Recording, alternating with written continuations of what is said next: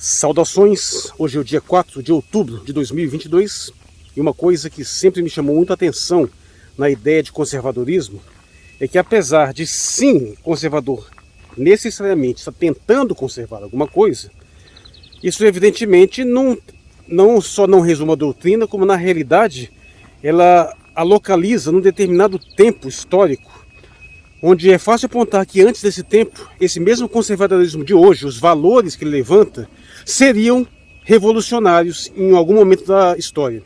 Por exemplo, a maioria dos conservadores são cristãos, então eles defendem uma ordem de mundo frequentemente fundada em valores cristãos, mas também em valores mais tradicionais, de uma forma geral. É muito comum nós dizermos que conservadores têm uma certa fixação na Idade Média, porque é aquela época histórica onde o cristianismo estava mais consolidado como uma força cultural. E se você for observar, a grande maioria deles, e aliás não todos, porque existem conservadores que não têm esse viés religioso, mas a grande maioria deles faz essa defesa entusiasmada, enfática, da tradição cristã e ao menos de umas outras tradições greco-romanas, helênicas. Só que, se você for observar bem, evidentemente o cristianismo está num tempo histórico, ele não é todo passado. Houve um momento onde não existia cristianismo, existiam determinadas tradições que foram totalmente ressignificadas ou mesmo neutralizadas pelo cristianismo. No seu advento, o cristianismo foi um processo revolucionário que alterou completamente a cosmovisão de uma sociedade, mudou radicalmente uma série de valores, de preceitos e promoveu, ainda que ao longo de séculos, um processo de total reformatação do imaginário de valores e disposições socioculturais. Então, você nota que não é uma questão de simplesmente se apegar a uma determinada ideia de tradição de valores, é mais, na verdade, de uma especificidade. É claro que você pode dizer que havia um conservadorismo, um tipo de conservadorismo também, na Grécia Antiga, por exemplo, onde você tentava evitar o surgimento, o estabelecimento do cristianismo. Mas aí você tem que entender que, embora haja em comum a defesa de alguma tradição, isso é muito pouco para configurar algum grau de conservadorismo, porque senão você vai ter embates entre conservadorismos diferentes, defendendo tradições diferentes, como, por exemplo, entre uma tradição islâmica também, uma tradição cristã. Então, tudo bem, tem esse ponto em comum da defesa de uma tradição, mas isso, embora dê um denominador comum, a ideia de conservadorismo em si, ela nunca vai ser suficiente para você conseguir identificar as linhas gerais de um determinado conservadorismo num determinado ponto local, como aqui no Brasil, por exemplo. Bom, na realidade, isso foi quase que uma digressão. A ideia era criticar, basicamente, uma visão que foi bastante bem ilustrada. É uma visão comum do conservadorismo, mas ela foi muito bem ilustrada pelo Guilherme Freire, que é um youtuber que eu sigo. Ele é um católico bem conservador, evidentemente anticomunista, como seria de se esperar, mas é daquele anticomunismo um pouco mais esclarecido, que pelo menos sabe o que é, num determinado ponto, sabia o que era o comunismo, que os de hoje nem sabem, apesar de que ele quase não toca nesse assunto. Mas é especialmente focado num vídeo dele, que é intitulado Por que a Direita Sempre Perde, E ele, basicamente, o argumento central é que ele tem uma conceituação entre direita e esquerda que, por estranho que pareça, mas basicamente direita é a ordem e a esquerda é o caos. Ou seja, sim, é uma divisão tanto quanto maniqueísta, embora não tão tosca quanto normalmente se faz, extremamente simplista, eu devo dizer. Basicamente o que ele está dizendo é que existe uma determinada ordem que conserva as coisas, que mantém as coisas funcionando e tem as tendências à degeneração dessa ordem. Então que a própria noção de entropia é uma tendência natural, que manter a ordem é um determinado esforço, ao passo que você enfraquecer esse esforço, a tendência é a degeneração. Então ele identifica como esquerda tudo que está nessa degeneração, tudo que está nessa decadência. Só que se você prestou atenção no que eu disse há um pouco, você vai notar que então tem um problema aí. Isso é apenas situacional, porque sendo ele um cristão, alguém que defende uma ordem claramente medieval de coisas, então como é que você fica comparando a Idade Média, o estabelecimento do cristianismo com o que tinha antes? É óbvio que havia uma ordem anterior e que essa ordem anterior foi subvertida pelo cristianismo. E você não pode fazer um retrocesso infinito ao passado como apenas a degeneração de uma ordem, sem que isso te leve àquilo que eu chamo de complexo de paraíso perdido, que é a ideia que se o passado é sempre melhor, a gente deriva necessariamente de uma perfeição originária, quanto mais você volta, melhor era. Então esse processo é meio que irreversível, e eu já apontei que isso não passa de uma projeção de determinadas percepções subjetivas do seu próprio desenvolvimento pessoal, individual, para um plano histórico mais amplo, né? Basicamente é aquela noção de que das idades de metal, né, da idade de ouro, idade de prata, de bronze e de ferro, como apenas um análogo aos estágios da degeneração da própria vida, né, da infância, da adolescência, juventude, maturidade e velhice, que tem várias correlações aí com várias tradições. Mas, ou seja, essa visão não passa de uma projeção de uma situação individual pessoal, e nem de todas as pessoas, porque tem pessoas que têm uma sensibilidade diferenciada a esse respeito, e isso é projetado numa noção histórica que originalmente tinha um conteúdo mítico, né? É bom deixar muito claro, né? Nessa visão, especialmente na visão hindu, né? Começando na Idade de Ouro, que é a Satya Yuga, depois cai para Treta Yuga, depois Dvapara Yuga e o Kali Yuga. Mas é bom apontar que o Kali Yuga começou já tem 9.000 anos, não é? Né? A Idade de Bronze era a Idade Média, não é isso?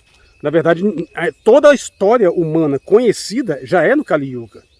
E, na verdade, se isso te animar, porque então já tem bastante tempo de Kali Yuga, saiba que só faltam 430.000 anos para terminar. Bem, mas a ideia é que, veja só, você conceituar essa estranha dicotomia entre direita e esquerda como sendo ordem versus caos, que a esquerda é basicamente a tendência espontânea de degeneração, então como é que você faz essa leitura histórica da ascensão do cristianismo, sendo que você defende valores cristãos, né? Então significa que havia uma ordem anterior que não era preferível à ordem que se seguiu.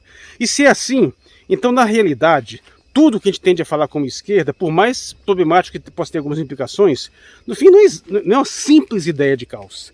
São tentativas de estabelecimento de novas ordens. É claro, você pode ter uma crítica muito válida, que muitas dessas novas ordens são extremamente efêmeras, né? Elas vão se deteriorando muito rápido. Mas ainda assim, não é uma simples questão de caos. Seria uma tendência de você substituir uma ordem por outra, ainda que seja uma ordem mais frágil, uma ordem mais delicada, que acaba exigindo uma substituição mais imediata, e aí sim, isso tem um processo degenerativo. Mas até isso é situacional, é um determinado momento histórico. Porque pegando esse exemplo do cristianismo e de outras tradições, porque, por exemplo, o advento do Islã, havia um momento pré-islâmico, e você vai observar isso até no advento do hinduísmo. Então você vai notar que não é uma simples questão de progressão direta, é momentos tais onde tem uma ordem melhor estabelecida que durou mais tempo, que conseguiu estabelecer uma tradição mais longeva, e aí as tentativas de formular novas ordens contrárias a essa tradição mais longeva geraram ordens mais efêmeras que foram se degenerando. Mas se você entende a percepção, a movimentação histórica, isso é temporário. Em algum momento vai se estabelecer uma ordem mais duradoura que vai perdurar por mais tempo também. A não ser que você, claro, tenha uma noção de uma escatologia mais evidente, né? Achando que nós estamos de fato no final dos tempos, que a meu ver não passa de um cronocentrismo bastante ingênuo. É óbvio que uma definição de direita e esquerda nesse tom meio maniqueísta, ela é claramente problemática, limitada, e ela obedece mais a um pressuposto ideológico não muito esclarecido, que às vezes não percebe que há uma dicotomia muito mais defensável, que é a ideia que sim, embora seja autoevidente, até historicamente seja muito claro, que estar à direita significa querer manter uma ordem vigente, estar à esquerda seria querer introduzir uma nova ordem, embora isso seja autoevidente, de uma certa forma essa dinâmica ela se dá infalivelmente em todo e qualquer tipo de contexto, não importa o quanto aparentemente engessada seja uma ordem social, mesmo muito longeva e muito estável, ela sempre terá processos internos de reformulação, de modificação, pelo fato óbvio de que o mundo não é congelado, ele está sempre passando por transformações. Poxa, e são coisas que não tem como você questionar sem um custo cognitivo muito alto. As pessoas vão nascendo, vão morrendo, novas tendências vão surgindo, e o máximo que você pode fazer, evidentemente, é criar uma série de valores que vão transcender a vida dessas pessoas e permanecerem por mais tempo, mas mesmo eles vão ser afetados pelo tempo. A própria instituição, a própria Idade Média, a igreja medieval não foi igual ela era no começo e que era no final. Ela passou por várias transformações, várias sucessões. A ordem cristã foi variando ao longo do tempo. Então isso é inevitável. Então você pode dizer que em todo e qualquer tipo de contexto, não importa qual seja, não importa se é na mais longeva e estável ordem religiosa ou ordem social vinculada a valores tradicionais muito fortes, ou se é na mais rápida, efervescente momento histórico onde está havendo várias mudanças sucessivas, não importa que elas sejam até defensavelmente consideradas como degenerativas, mas mesmo nela haverá pessoas tentando manter determinadas coisas como elas estão e pessoas tentando mudá-las, aperfeiçoá-las. Mesmo dentro de um processo revolucionário, há pessoas que têm um viés tal que tem que ser mantido determinados princípios, enquanto outros já querem subverter aqueles vieses que foram recentemente implementados. Então tem sempre essa tensão, sempre essa dinâmica entre preservar e modificar. É óbvio que a questão é sempre achar um bom meio termo na velocidade com que as transformações ocorrem e na estabilidade com que determinadas conquistas podem ser mantidas. Sendo assim, é claro, não importa se você é um conservador, se você é um progressista. Se você é um conservador, algum tipo de transformação você está sempre demandando. Se você é um progressista, algum tipo de conservação você também sempre estará demandando. Ou seja, a dinâmica esquerda e direita, tal como qualquer outro tipo de dinâmica, é perpétua e não pode ser eliminada de nenhum sistema existencial mundano. Portanto, constitui idiotice achar que você pode acabar com a direita, vamos acabar com a esquerda. Isso é idiotice, simples assim, idiotice. Isso é possível, faz parte da dinâmica estrutural, nesse sentido, até que as palavras são boas, né? Não faz sentido você cortar todo o lado esquerdo do seu corpo, pelo direito do seu corpo, você precisa dos dois. Tudo bem que a analogia não é muito boa, mas se você for pegar uma analogia mais, que até se dá com melhor a parte de frente, a parte de trás, a parte de cima, a parte de baixo, não, você precisa de tudo. Tudo tem que ser considerado. Você tem que se harmonizar essas tendências. Você não pode achar que é possível mutilar a realidade nesse nível. Você pode conter determinados excessos, né? Determinados excessos de transformações que querem virar tudo de cabeça para baixo instantaneamente, baseado em ficções da cabeça de alguém que acha que é mais inteligente que a totalidade da humanidade que já existiu combinada, e acha que sozinho ele é capaz de imaginar uma coisa que vai reconfigurar toda a realidade e vai dar tudo certo. Mas também você tem que evitar aquele completamente engessado que acha que nós atingimos a conquista definitiva da civilização e que nada mais precisa ser mudado. A mudança é inevitável. Isso é a mensagem primordial do Tao, do taoísmo. O Tao é basicamente aquela dinâmica do universo que vai se impondo pela sua própria natureza, contra a qual todo e qualquer tipo de resistência é inútil. O máximo que você pode fazer é fluir com essa dinâmica e existir e maximizar as suas condições dentro dessa dinâmica. E isso é o que a realidade nos impõe, não é uma questão de você achar bom ou ruim. As coisas vão mudar, as coisas vão se transformar. E faz todo sentido nós lutarmos pela qualidade das mudanças e pela qualidade das coisas que devem ser mantidas. Faz sentido nós lutarmos para manter algo e mudar outro, mas não tem nenhuma possibilidade. É um completo delírio achar que se tem que mudar tudo ou manter tudo. É sempre um meio termo. Engraçado que é a coisa mais óbvia, que alguém que pensa um pouco deveria chegar à conclusão. A mediania aristotélica, o caminho do meio do budismo, mas lamentavelmente a maioria das pessoas prefere enveredar pelo caminho da tosqueira maniqueísta, que acha que você pode eliminar completamente um aspecto da realidade em detrimento de um outro exclusivo, mutilando a própria essência do universo, que é um devir, uma movimentação constante, uma oscilação. É como querer acabar com as noites ou querer acabar com os dias. Não faz nenhum sentido essa palhaçada. E, no entanto, é o que se esforça a fazer muito por aí. Se as pessoas entendessem melhor o próprio conceito de Tao, a ideia do Teiji, ou o Yin Yang, se você prefere, isso é uma sabedoria ancestral e absolutamente bem estabelecida. Você tem uma dinâmica do universo entre aspectos diferenciados. Esses aspectos estão sempre se complementando, se modificando, um influenciando o outro, numa eterna tendência. E você não tem nenhuma possibilidade de você ter eliminado um desses aspectos. A grande tragédia ocidental é que enquanto os orientais têm uma clareza muito boa de que existe uma complementariedade e que a desarmonia entre os aspectos é que causa o mal, lamentavelmente os ocidentais são fortemente marcados pela ideia de que você tem 12 aspectos, você tem que eliminar um deles. E gera assim pensamentos verdadeiramente esquizofrênicos, embora seja autoevidente que existem aspectos complementares defensáveis, eles acham que existem outros aspectos que têm que ser eliminados. E a tendência degenerativa é sempre pegar qualquer tipo de dinâmica, qualquer tipo de distinção e empurrar na direção de um maniqueísmo, achando que é possível eliminar um deles.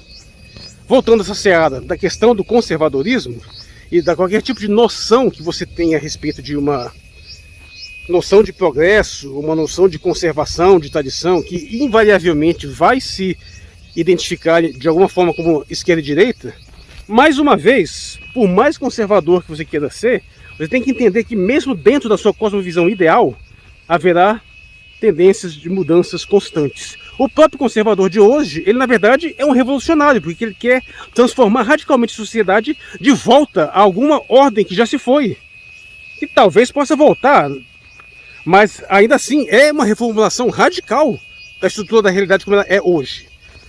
E se você pensa apenas em termos de uma degeneração progressiva, de uma entropia constante, então você tem uma visão que você primeiro vai ter que dar uma boa explicação de como é que essa ordem preferível surgiu. Ou você então degenera para aquela noção infantil de que havia uma perfeição inicial e que falando da história mundana, sabe? Não estou falando de conceitos arquetípicos, princípios, metafísicos, não.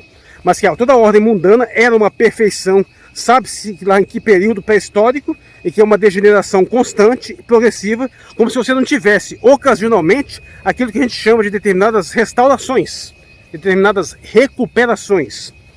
E aí eu volto à questão lá do vídeo do Guilherme Freire. Ele diz que a direita sempre perde porque é a tendência entrópica do universo. Então, o que no máximo ela pode fazer é resistir mais a determinadas corrupções, né? determinadas degenerações.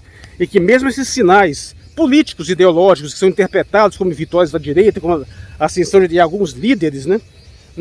Não passam mais do que estratégias de resistências pontuais e no final de contas as coisas todos serão derrotados. É uma visão extremamente pessimista de realidade, mas que como baseado na mentalidade cristã, ela resgata um otimismo pela ideia de uma futura, de um segundo advento que vai restaurar o mundo de volta a uma ordem divina, ou seja, em algum momento vai ser restabelecida uma nova ordem preferível à ordem que está dada anteriormente. O que mais seria um novo advento, um apocalipse, esse processo, se não uma mudança radical e revolucionária que altera tudo, mesmo que seja para o estabelecimento de uma nova ordem mais parecida com a antiga. Vai chamar isso de esquerdismo também? Vai chamar o arrebatamento, a grande tribulação de esquerda? Sim, não tem sentido. Mas aí passou essa fase. Vem a grande restauração, a ressurreição, a Nova Jerusalém, então é tudo esquerda? Tá vendo que não faz sentido? Nesse processo de implementar uma nova ordem, significa necessariamente subverter a ordem anterior. Você não tem apenas uma degeneração, você tem um estabelecimento de novas ordens que sim, podem ser mais frágeis, podem ser mais efêmeras, e a história sugere isso fortemente, considerando que a gente tende a considerar a Idade Antiga como uma ordem mais longeva, a medieval como uma menor, a moderna e a contemporânea com ordens cada vez mais breves, embora isso aí seja também um colocentrismo, porque nada garante que uma leitura histórica de daqui a 2, 3 mil anos não vai pegar todo esse nosso período aqui e colocar numa era única.